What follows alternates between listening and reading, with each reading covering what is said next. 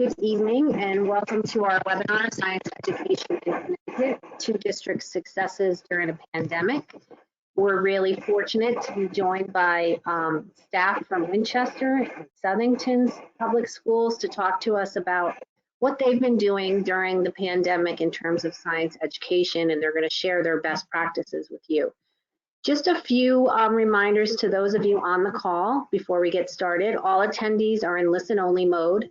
However, your questions are welcome and you can type them into the question box, and our presenters will have some time set aside at the end to answer your questions.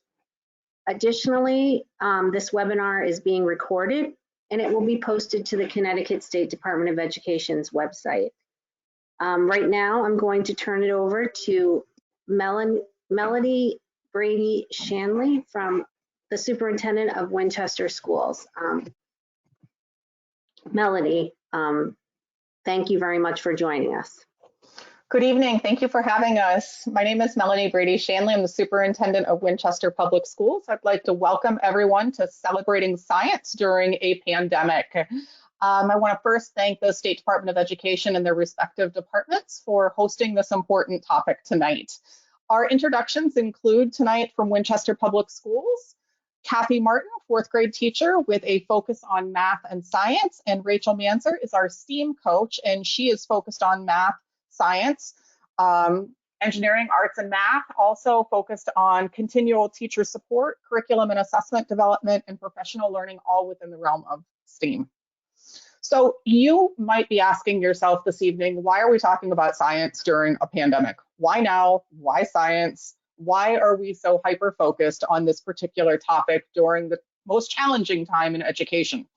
So our answer is really quite simple. Science is that one content where it is the combination of all other topics. You know, you're looking at math, science, history, reading, writing, research, expression, and I could go on about all the topics that are integrated within science.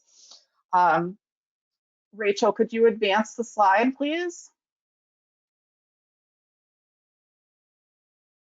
I sure can. Waiting for it to go.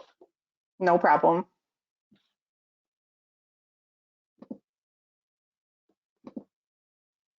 All right.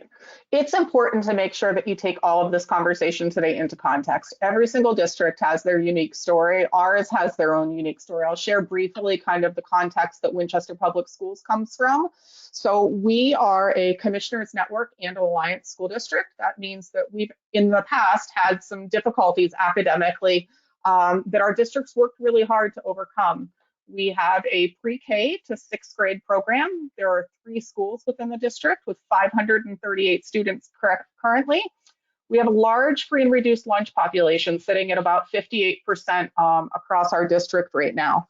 One thing to recognize is that, you know, we've come out of receivership about 4 years ago, and we've had several core focus areas over the course of the past few years. We started with non-negotiables in terms of what good instruction looks like. We moved into strong curriculum and design.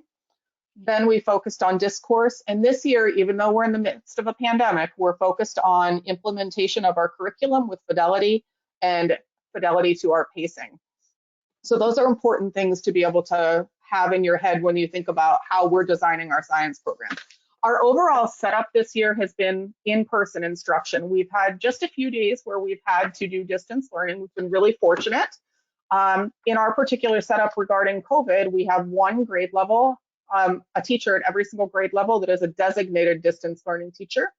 We've implemented practice learning days throughout the school year to be able to have both students and teachers in a very safe environment learn how to do distance learning in a very safe way.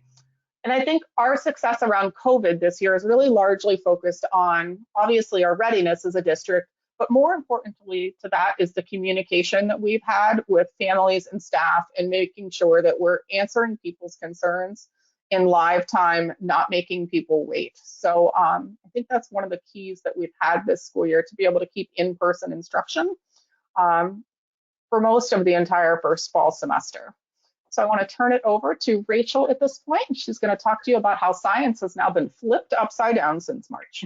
Thank you. So one of the things I do want to do is to acknowledge that we have a lot of expertise on this call tonight, and that everyone has things that they can offer. And I do suggest that we use the chat box to share, and that way we can learn from each other. And I hope that everyone here can take one thing away, because together we can learn and grow together. So I think back to March 2020. And I think back to the science classes just after March 2020. And what we had was an erosion of sense making. What we were trying, or sometimes even an absence of sense making. We completely flipped our science program upside down from where it was. It was largely reading articles, watching videos, doing simulations, and you know that there was all these shiny new technology tools that were becoming free to everyone to be able to use, and we were just trying to keep up. So science after March 2020 became a teacher giving the knowledge to students through that. Now, I won't say it was a waste of time, but it was, some of the students were able to get that content, and some of the students learned things. What was missing was that rich scientific thinking. So we knew that we needed to flip that arrow back. So our shift after March, after that year was over, was to shift back to our focus on sense making. We wanted the students as the science engineers. We wanted all students to be making sense of phenomena. So that summer, like probably many other educators across the country, I basically registered and attended as many events as I possibly could to be able to learn, to try to figure out how do we shift this focus back. And I will say there were several things that were instrumental in making this shift for Winchester Public Schools. One of them was an NSTA web seminar on distance learning.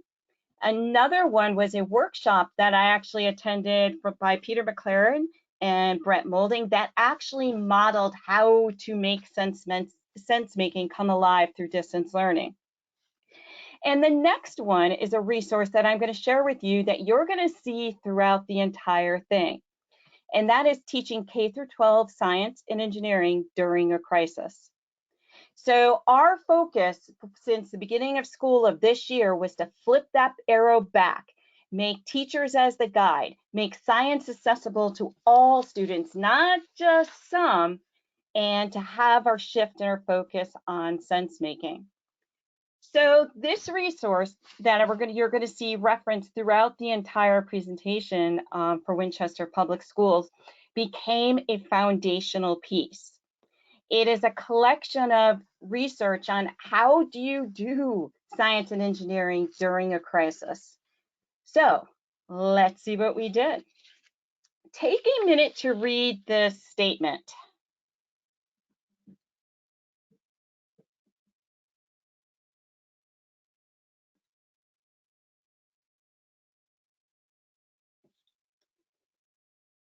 So again, this comes from teaching K through 12 science and engineering during a crisis. This statement became how we wanted to flip that arrow back, to sense making. So what we did for that year is we set targets for science. Those targets included focusing on sense making, equitable access for all students, using real world phenomena like some of the ones you see on the screen in front of you. We want students engaged in three-dimensional learning. And in order to make sense making work, students needed to be engaged in discourse. And as a foundation for all those things that are listed, we needed to focus on discourse, on classroom norms. So we set those targets, and those targets influenced everything we did and have done for this year. It began with managing and modifying the curriculum. you can see the statement on there that, yeah, the modifications are happening at breakneck speed. But if we want students to learn science and engineering effectively, we have to have high expectations for all students, and then supporting high quality educational experiences. So what we did is we have in Winchester Public Schools, we have a pre-K through 6 science curriculum. We took that curriculum and we started meeting with the teachers during common planning time. As a team, we started looking at every single lesson and looking at it and looking at those lessons in respect to our targets for science, using those targets as a base for meaningful and coherent instruction that is grounded in sense making. So what you're seeing here is not necessarily our curriculum, our complete curriculum document. You're seeing our adaptations of our curriculum document. So we make sure that when modifying our curriculum to meet the needs of both in-person instruction, which is 6 foot, not sharing of materials, and also remote instruction, because we're having it happen at the same time, we review everything to ensure that all parts of instruction are aimed at those science targets. In addition to that, we also try to make sure that everything is coherent and that it's using the 3 dimensions, and that every lesson that we have in these modifications can be used both in person and virtually, because we want access to all. We also know that we need to go deep, and we did eliminate some labs that just were repetitive or were not getting to the central focus of the sense making that we needed to do. So when looking at curriculum, this statement from teaching K through 12 science and engineering during a crisis is important. We're not trying to cover every single targeted content. We are trying to focus on what is the main lessons, the main instruction that is going to get students to have sense making and make sense of those puzzling phenomena. We focus on the SCPs and the CCCs in order to get to those DCIs in the phenomena. So that was our first step. Our next step was we had to choose which digital tools. Now in March of 2020, we were overloaded by these new shiny tools that became free. But as a district, we intentionally chose tools that would help us go towards students making sense. So that the tool had to have a purpose. Those tool features had to have a reason why we were selecting it in order for sense making. So we decided as a district to focus on a few tools and do them well. So in the chat box right now, everybody has a set of tools that you use. If you wouldn't mind putting a tool in there that you find that your district has found to be extremely helpful and making sense of phenomena. For us, it's the Google Suite, but I know for many others, it could be Nearpod, it could be Flipgrid, it could be many others that have been helpful. So take a minute, put what you're using in. Again, learning from each other.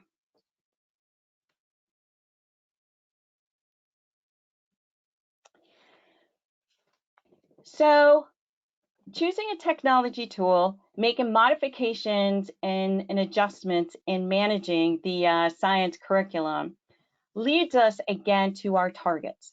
And one of our targets again was dealing with real world phenomena.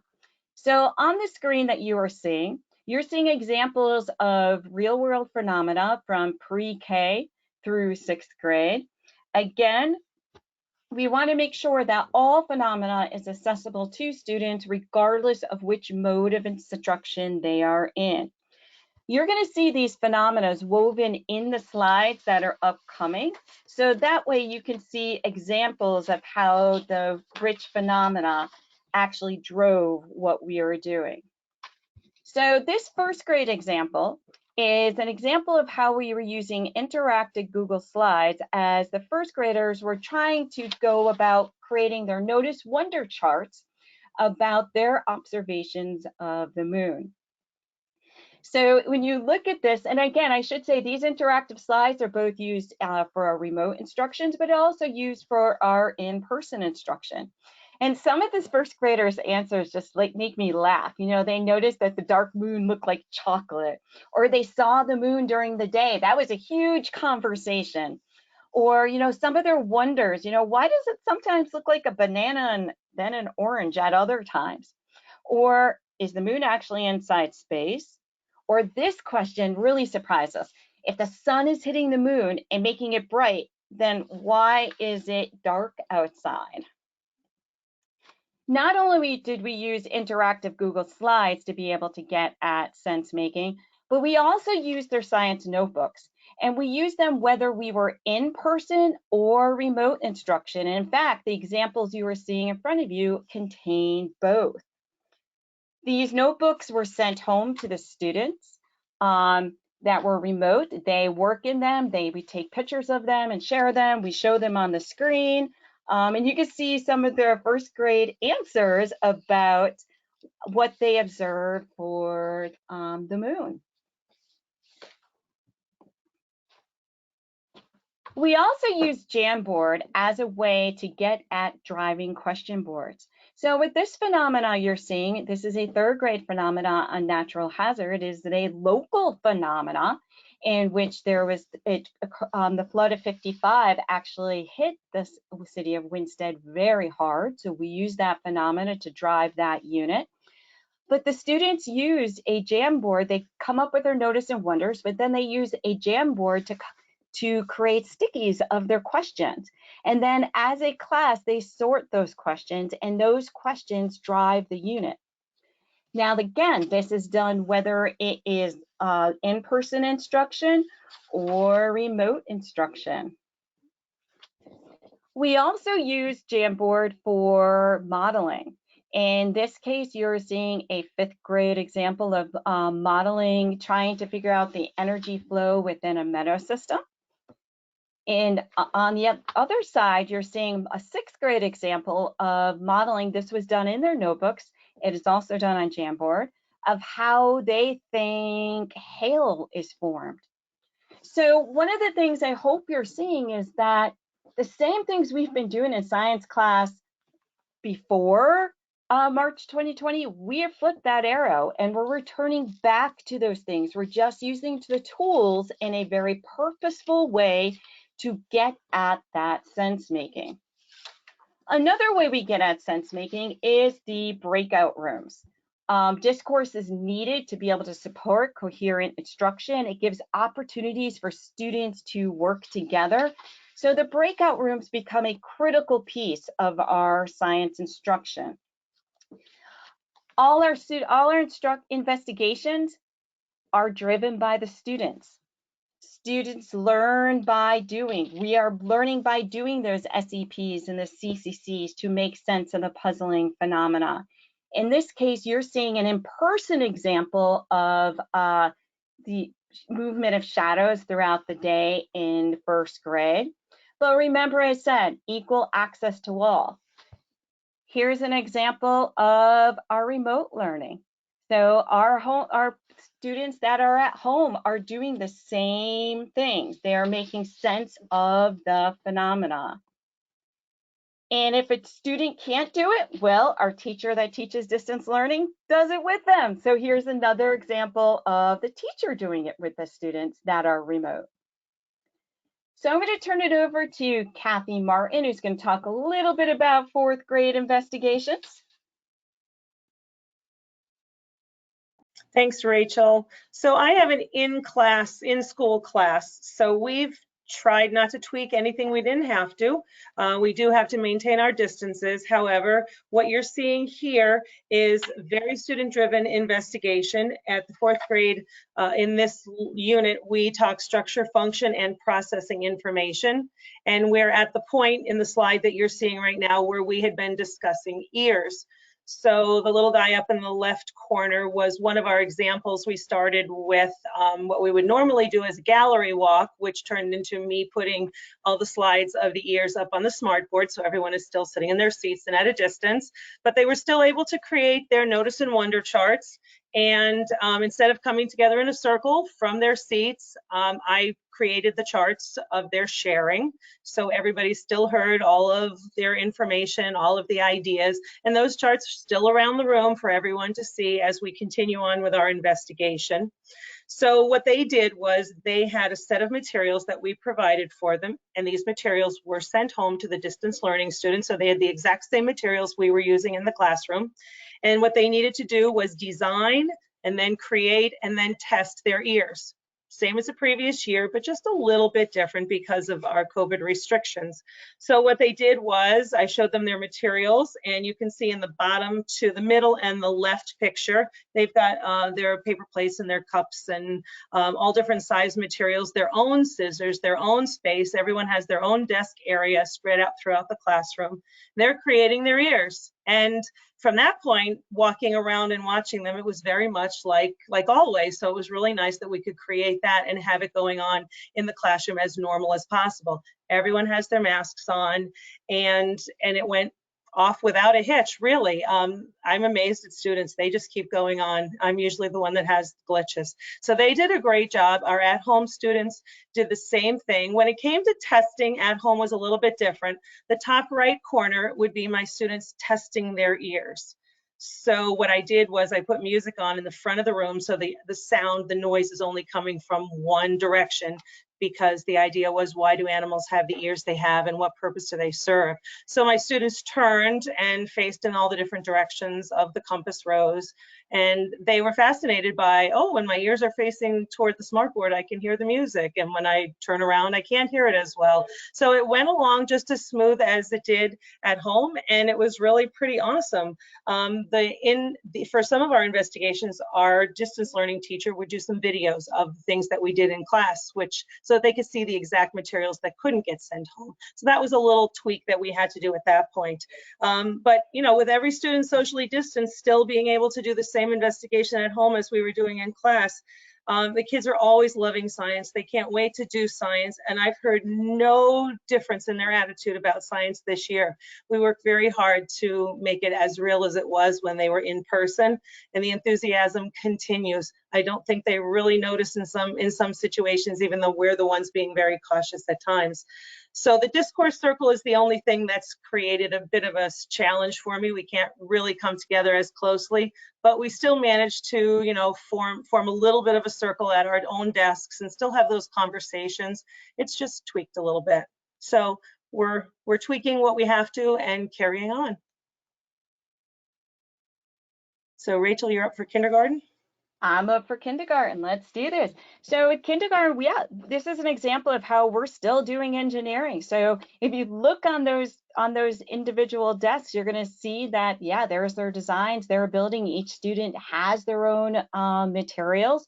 So we're doing those investigations, but unfortunately, we're not doing them in collaborative groups. We are doing them independently, which does have some materials implications. So in talking about materials, so with materials, like I mentioned, we're not doing them in collaborative groups anymore. We are doing them individually. I pack, honestly, hundreds of bags to go home, and bags that also are used in the classroom. So yes, there is additional cost for materials. Now, these bags that to go home, there is a safety letter that goes on that bag that tells what's in those bags. An email also goes home. We do not send anything home that would be considered necessarily dangerous. We've sent home cups and popsicle sticks and pipe cleaners. We don't send home any kind of food or chemicals. This is elementary school, so we can get away with little things more like that. But I would encourage everyone and anyone to look at the Safer Remote Instructional Guide for elementary school science. They also have one for the upper grades too. You'll see a resource at the end that has a link to all of them. if you're thinking about sending materials home, to be able to make a safer environment. So Kathy, can you talk briefly about simulations? Yes, so when we can't do the in-person kinds of things, simulations are our friend. And this is a really cool one that I will be doing with my class next week, as a matter of fact.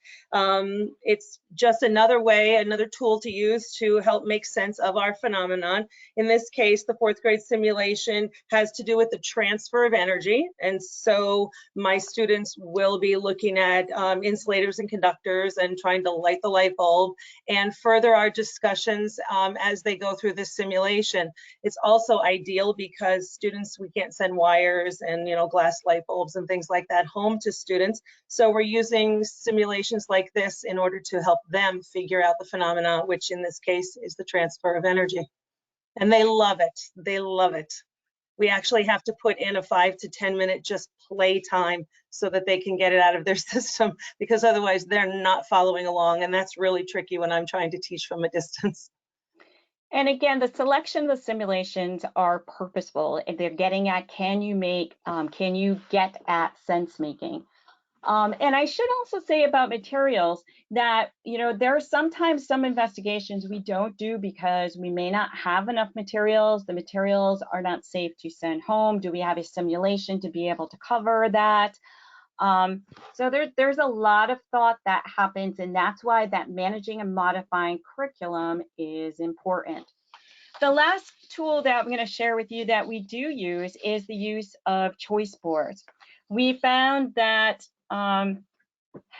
choice boards give students a power to choose. In this case, when the 3rd grade students were doing their unit on natural hazard, one of their driving questions is they wanted to know more about natural hazards. So we gave them the choice of, hey, which one do you want to do? This definitely intrinsically motivated them. Choice boards give us the opportunity for differentiation, but also helps us address different learning modalities that we have. So I'd like to leave you with this statement as a closing thought, that the global pandemic emphasizes the need for all citizens to be scientifically literate, to understand data, and to be able to critically weigh evidence. The accelerating changes to a job market that is rapidly transitioning to autonomous systems and machine learning highlights the need for all students to learn to be knowledge creators and problem solving. All students need a high quality science and engineering education that will prepare them for success in school, careers, and life. So I want to leave you with this, is that this is not just one person making these changes. This is a team of teachers, administrators. We have our superintendent on here. The pandemic has showed us the importance of science. We also know that every district is different. And, the disruptions from the pandemic are ongoing and they're always changing. We're always revising. So that's why I suggest it's important to lay out your vision of what are your targets that you want to do this year. For our vision is we wanted to flip that arrow back up to where it needed to be. We set our targets. We make intentional choices of what lessons we're going to do, what labs we're going to do, what materials we're going to use, what simulations we're going to use based on those targets. And everything for us is focused on sense making and making sure that everything is equitable and accessible for all students. So what we're going to do right now is you've just heard from pre-K through 6. We are going to transfer now to Southington Schools, which is going to give you the 6 through 12. Thanks, Rachel. John Duffy here, and I'm the former science curriculum coordinator in Southington, but I have with me 3 outstanding teacher leaders. Nicole Raccio, who is the high school science department leader, Lindsay Davenport, teacher leader in grade 8 at DePaulo Middle School, and Mike Gary, another teacher leader, grade 7 and 8 at DePaulo Middle School. And I'm going to go through some of the preparation that we did in Southington prior to this fall, and some of the challenges that we've had. And then I'll do that as quickly as possible and turn it over to Lindsay, Mike, and Nicole, and they'll go through some of the successes that they've had in the classroom. So to prepare for this school year, we learned a lot in the spring. And one of the decisions that we made based on that experience in the spring was to move all 612 classrooms to a single learning management system. We had already purchased Canvas. That created some stress because teachers who were using Google Classroom or Schoology all had to learn this single LMS. But what it did do is it provided all of our students 6 through 12 with one single landing place for all courses, for all resources, and it really helped with some of our struggling learners. The district also provided funding, and some of in fact, the 3 teachers that I have with me tonight all volunteered to work over the summer. And we put all of our initial science units, our first units, into Canvas in a course template, which included lessons, activities, assessments. And as we did that, we designed them because we didn't know what we'd be facing in September. We designed them for in-class, hybrid, and remote, with options for activities and for presentations and how things might work. We go to the next one. So some of the challenges that we're facing this year, and I won't dwell on these because everyone I think is facing similar challenges, but we have noticed that many of our students, especially the students who were remote in the spring and came back full remote, so we haven't seen them in a while, they're still in last year's pass-fail mode. And we're not in pass-fail mode. And another issue is along with that, I think, is the quality of student work has declined somewhat. We sort of expect that with this pandemic. The pacing, Rachel mentioned that a little bit earlier, our pacing is significantly slower than previous years, somewhat of a concern for next year, but we have in science emphasized practice and cross-cutting concepts over content from the initial implementation of NGSS. So that's not as big a concern, but we aren't getting to some of the science that we would like to. We also gave back time to teachers. All of our meeting time, what outside of the school day, was given back to teachers. That has created a challenge for our collaborative planning work, but the teachers, in specifically the 3 that I have on this call with me, have continued to collaborate within their buildings, outside of their buildings. It's essential. And our teachers, 612, teach both remote and in class at the same time. Some of their classes could have 15 students on a laptop and 15 students or more in seats. And that has presented a challenge, that one in which they're all doing exceptionally well with. Go to the next one. So another challenge that we have is equity. A fundamental aspect of NGSS is equity, and a new concern with equity arose in the spring as we started to prepare for this year, that trying to ensure a comparable experience for our remote learners and our in-class learners. And that's presented some challenges in planning, which the teachers will talk about. We have seen a decrease in high quality discourse. Fewer students share their thinking, fewer students building off of others' thinking. They'll state what they think, but then there's not that rich back and forth that we had worked so hard to develop. So our class discussions were and consensus discussions much more limited than in the past.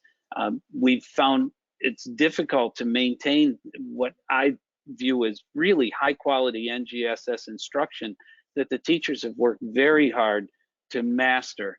And some of that we've taken a step back from just because of the circumstances.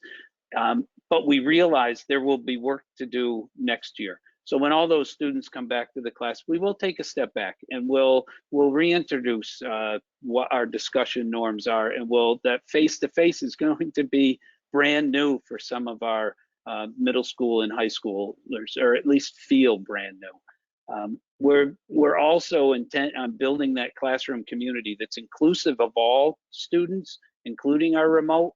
That's also been a challenge. And at this point, so I went through all of the challenges. I'm going to turn it over to Mike Gary, who, along with Lindsay Davenport, are going to talk about some of the specific successes that they've had at DePaulo Middle School. Thank you, John. So at the middle school, one of the 8th grade units that we focus on is focusing on motion. And in the past, the students have really been able to take the lead in the class and devise all number of experiments to explore the concept of motion and how it impacts them on a daily basis. What we've had to do this year is obviously become a little bit more creative in the things that we have done. And in some ways, the students have even taken more of a lead in terms of devising their own activities. In the past, we would be able to just roll out a whole bunch of materials that we might get from our science class, or excuse me, our science closet, and say, here guys, see what you can figure out. Well, that's not as possible with remote learners as well as in person. So the students are now working in breakout rooms, and they're devising experiments with materials that they have access to in school as well as at home. So the students have to decide the experiment that they decide, or excuse me, the experiment that they want to run, as well as the possible materials that they can use both in person and at school. So I, for example, might say to my group, okay, I think we can use, say, paper airplanes, whereas someone at home might say, well, I have a ball and I have a ramp, for that matter. So the students can use the materials that they have available to them in order to devise the experiment that they think will apply to the given concept. To-go bags are also been provided to students that they can pick up in the office, and in some cases even being delivered to students who might not have access to get the supplies in a timely manner. We found that the breakout rooms are extremely successful for the students, but as John mentioned, the discourse that is happening between the students really isn't as great in terms of the overall collaboration that would happen at the end of the experiment. We find that students are a little bit less likely to share their information, but they are eager to engage in the experiments. One of the things that they find in the other classes is there's a lot of sitting. Students are, in their seats 6 feet away from each other. So anytime we can get them to be mobile in the science classroom, doing experiments, whether in the classroom or outside in the hallway or outside of the school, the students jump at that chance. So if you could advance to that next slide. So here you'll see students, this is them devising their experiments on how to prove motion actually exists. As you can see, a variety of different materials are being used. In the upper right-hand corner, you see a couple of students, they're using paper airplanes. Lower right-hand corner, students have decided to use a tennis ball and a ramp. Any number of materials have been decided upon by the students and able to conduct the experiment that they think will prove how motion exists in the real world. So we have found success in terms of doing experiments that the students are able to lead those investigations. And the engineering piece, I will turn it over to Lindsay. Okay, thanks, Mike. If you could go to the next slide.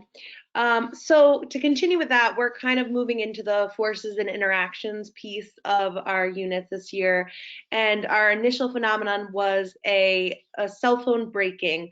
And with that comes a lot of engineering tasks. And we've actually been able to find that engineering tasks are kind of well suited to having remote and in-class students.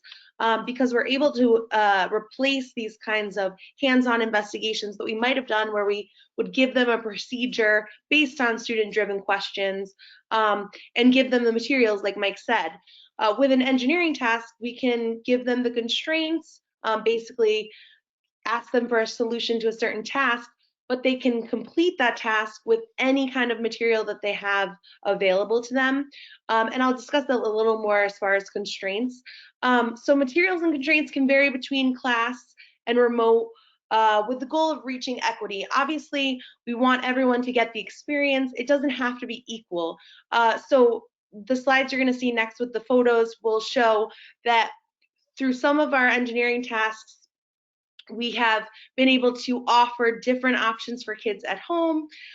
So for example, right here, so this was adapted from Open Science, a unit with forces and interactions that happened to be about the cell phone. This was called Save the Paper People. So in this investigation, the students were trying to save the little paper Post-it man from being crushed, and they could design any type of contraption or device in order to protect it from being crushed by a can. Now, there were certain constraints, and for this investigation, we kind of expanded upon what was in Open Science and just allowed for the students to create anything they wanted within a certain size and with certain materials being limited. As you can see on the left-hand side, these were our tests in class, and on the right-hand side, these were our tests at home. So with the use of Google Meet, we were actually able to have the students at home show their devices, show the test to the students in class. As you can see, if they didn't have a can, that student underneath was using a water bottle, it really didn't matter as long as they were using something that was similar in order to test how it would hold up to some sort of weight and the forces that were going on top of it. In this investigation, we also used breakout rooms, Mike mentioned in breakout rooms before. So the students were able to go through the design process together. Unfortunately, as Rachel mentioned before, most of the building has to happen independently. However, some of the collaboration that they were able to have was really great because they were actually able to discuss why certain materials would be essential, why they would like to use the materials that they have at home versus something someone else suggested.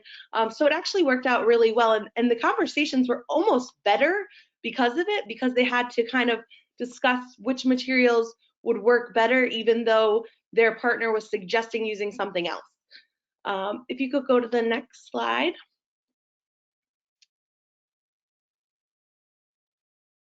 So in the next slide, here's another engineering task that we just completed, and it was kind of a revved up egg drop. So still dealing with forces and interactions. We had students creating an egg drop device, obviously to protect their egg. We're lucky in our school, we have a pretty high balcony, so we were able to drop it from the balcony for the students in class. The students at home had lots of different options. They could drop it off of a deck or their stairs or out a window if possible, no roofs. But we just let them find whatever way they could stay involved. So with this activity, because they're in 8th grade, we're trying to add a little more dimension to it, and we added a budget. So the students were given an order form where they were given a list of materials that would be allowed. Now the in-class materials were provided, and they had very specific requirements, whereas again, to create that equity, the remote students were given less requirements. They still had their budget. However, they were allowed to kind of come chat with the teacher and ask if this material would be allowed, and if so, what would the cost be? So their order form was very different, which I justified to the students in school, in class. You know, they said, oh, why do they get to use that? And I said, because they have to find all of their own stuff and you get all of yours provided. And they're like, okay, all right, that's fair. So they kind of understand that, you know, they're getting the same experience, it's just happening in a bit of a different way. For this one, the students at home actually shared their results through video. So they posted it and were able to share it through Canvas. And then the kids in class, they did their drop all together while the kids that were on the video actually watched as well. So it's been working out really well. Even though the tasks may not be exactly the same, there's still that equity between, and they're still getting that experience. And I just, you know, as we kind of mentioned before, the best part of science is being up and moving around, and we just really want to provide that experience for them this year too. It's a different year, so they still need that movement and that ability to get their hands dirty. Okay, and I'm going to pass it over to Nicole. Thanks, All right, Lindsay. thanks. Yeah, thanks, Lindsay. I'll introduce Nicole. Nicole's the high school department leader.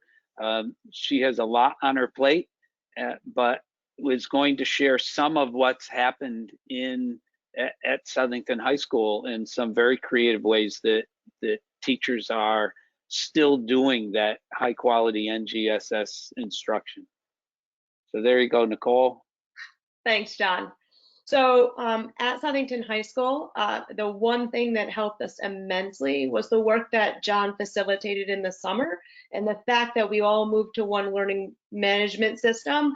It allowed me to recruit teachers to take our existing curriculum and to make, we call them modules. So how are we going to do this?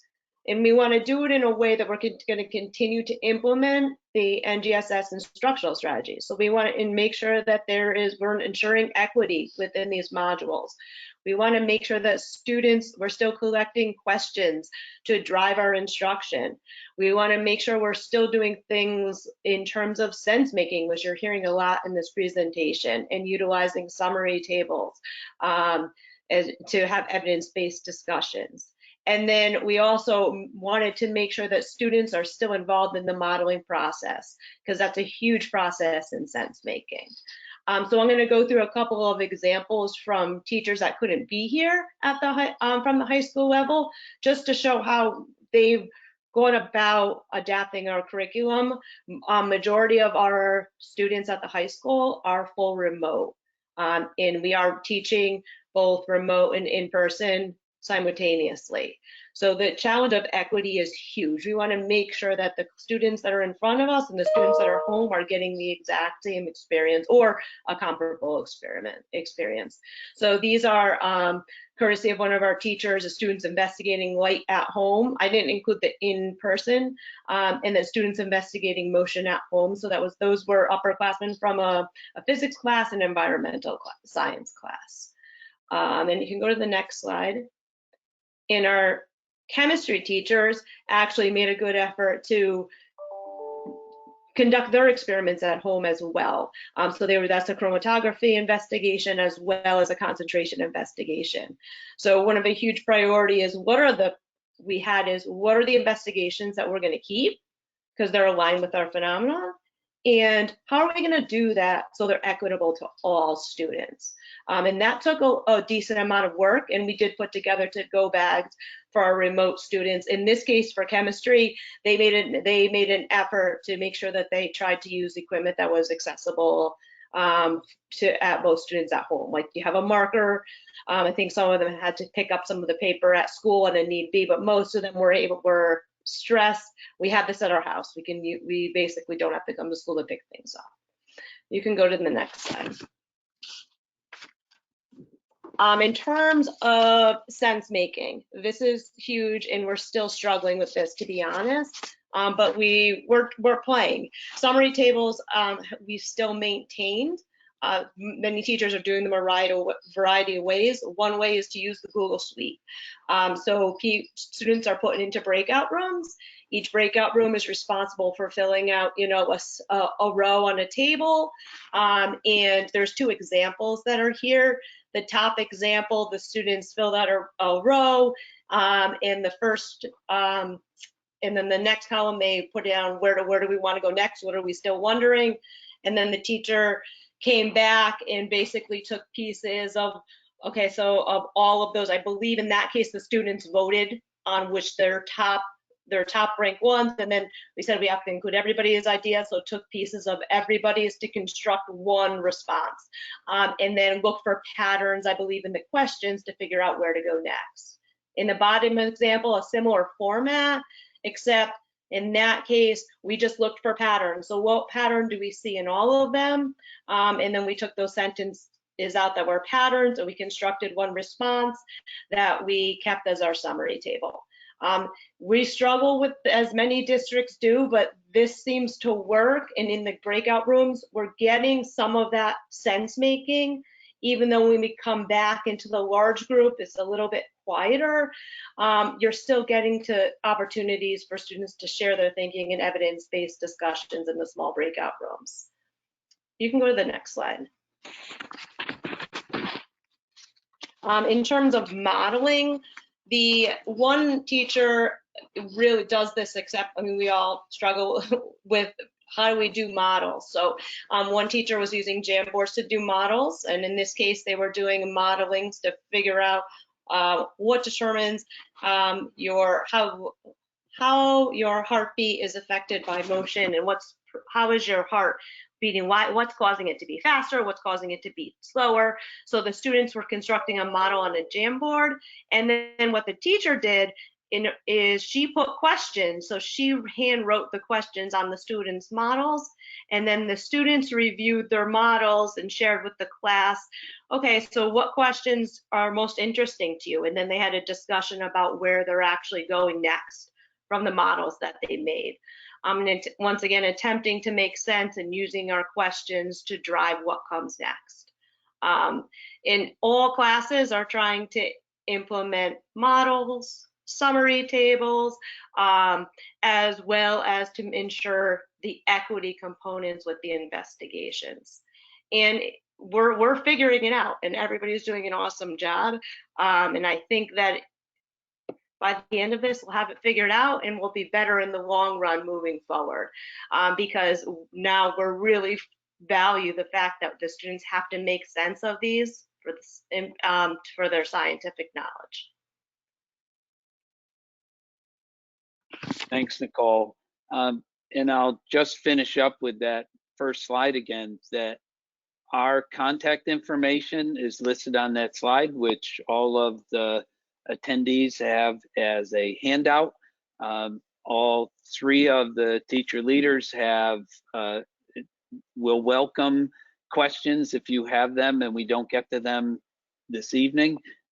Email them and they will respond, or you can email me or get to us through Ron, in any number of ways, but they'll welcome questions and certainly will try their best to answer. And I want to thank them all and everyone who showed up this evening to present. This is not an easy time and people are really busy and really stressed. So I thank you again for taking time out of your day to share some of your successes, and hopefully some people throughout the state gain from that. So thank you. That's it from Southington. Okay, we have some questions for both groups. And also I want to thank you very, very much. Both very interesting sessions, different ways that you presented, but very interesting. I'm not a science teacher, but I was very interested in what you had to say. And I also am very grateful to you as teachers. So anyway, thank you. Thank you very much, all of you. All right, so for Winchester, we have a question from Terry.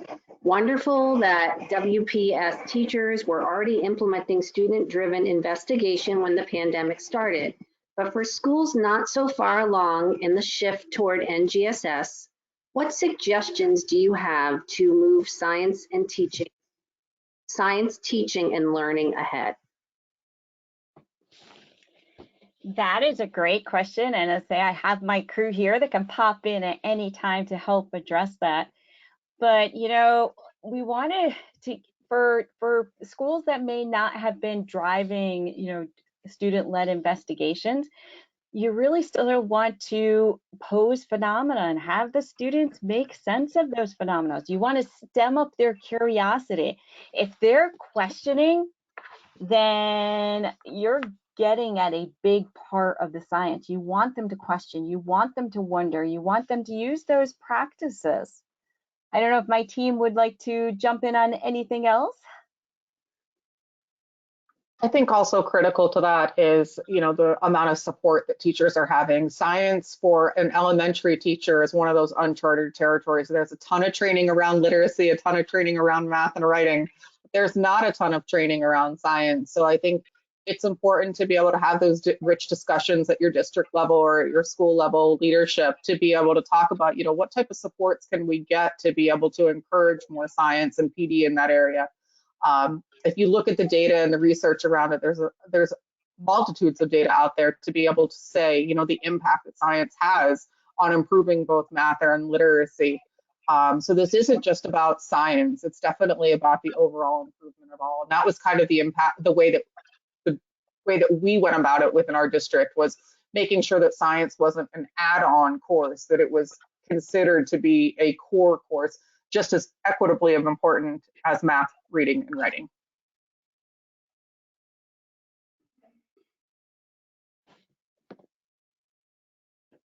Ron, did you want to jump on? I saw that you came on. No, that was a great answer. And again, I can't thank all of you enough. This hour flew by. I couldn't take notes fast enough. And, you know, thank you for doing this from the State Department of Ed and for all the science folks around the state. I know this is going to be posted, and I know I'm going to refer to it in my conversations with teachers that I have throughout the state who are asking a lot of the questions that you addressed tonight.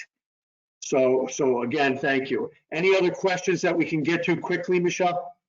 Yes, the to-go bags where you distribute the kits to your remote learners, how do you go about distributing those to students?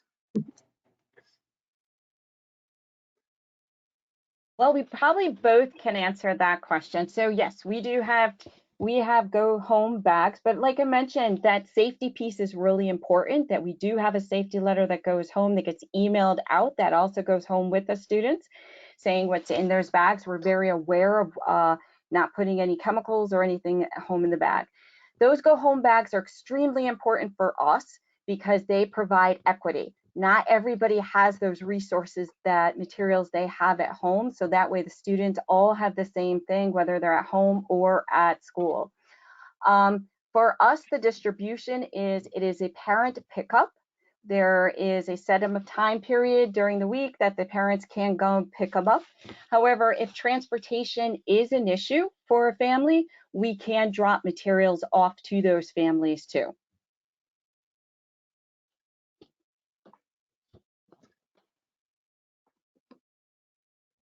Is that similar to what you do in Southington too? So I can speak for the high school. Similar, it's a parent pickup process in the main office. And similar, no chemicals are going home, and we're being very cautious about that. Something that I just learned is we could add the letter, but once again, we're providing materials that, you know, some students have regularly at home a lot of times. So some students don't pick up the bags. I don't need the bag. I have all of those supplies, but they are being picked up in the main office. And I think there's been an isolated case where teachers dropped them off at a student's home because their parent couldn't get there. The same holds true for the middle school. Supplies are brought down to the main office where students can pick them up. And again, yes, if students cannot get there or their parents can't get there in a timely fashion, they have been delivered to students. And I will say, you know, packing those go home bags, do realize that it is extremely time consuming. And the other thing is that, you know, the material cost has gone up because we're not necessarily doing projects in collaboration. We're now doing projects and investigations individually because they can't share materials. So those are all considerations as, you know, challenges for learning this year. Great, and I just wanted to share with you, Rachel, when you asked to share what kinds of, in the chat, what they're using. Many said they're using Jamboard, Gizmo, Flipgrid, Nearpod, Padlet, Google Drawings, Digital Notebook, Google Suite, Moodle, Gizmo, Whiteboard Chat, so Seesaw, grades K4. So lots of things going on.